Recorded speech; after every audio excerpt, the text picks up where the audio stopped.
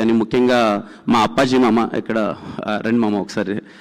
అంటే ఈ వ్యక్తి గురించి చాలా చెప్పాలండి. ఎందుకు మా టీం వాళ్ళందరూ ఈ వ్యక్తి గురించి ఎందుకు మాట్లాడుతున్నారంటే, మనం ఉన్న ప్లేస్లో మనం పని చేసేటప్పుడు సంతోషంగా నవ్వుకుంటూ బ్రెయిన్లో ఏ టెన్షన్ లేకుండా పనిచేస్తే అది చాలా అంటే చాలా రిఫ్లెక్ట్ అవుతుంది వర్క్ పైన, ముఖ్యంగా క్రియేటివ్ వర్క్.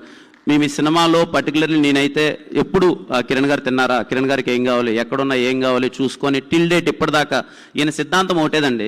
నా నెక్స్ట్ సినిమాలో డైలాగ్ పెడుతున్నా, ఈయన అంటాడు, సార్ రోజంతా ఎలా ఉన్నా కానీ సార్ ఆ గోడలు మనకంతా అవుతుంది సార్, ఉన్న దాంట్లో హ్యాపీగా ఉండి పడుకుండేటప్పుడు హ్యాపీగా పడుకోవాలి సార్. ఎందుకంటే రేపు అనేది ఎప్పుడు లేచిపోతామో తెలియదు, పైకి వెళ్ళినా సరే మన ఆత్మ శాంతించాలి, మన ఆత్మ ఆనందంగా ఉండాలంటే పడుకుంటే ప్రతి ఒక్క రోజు నవ్వుతూ పడుకోవాలనే సిద్ధాంతం ఏంది.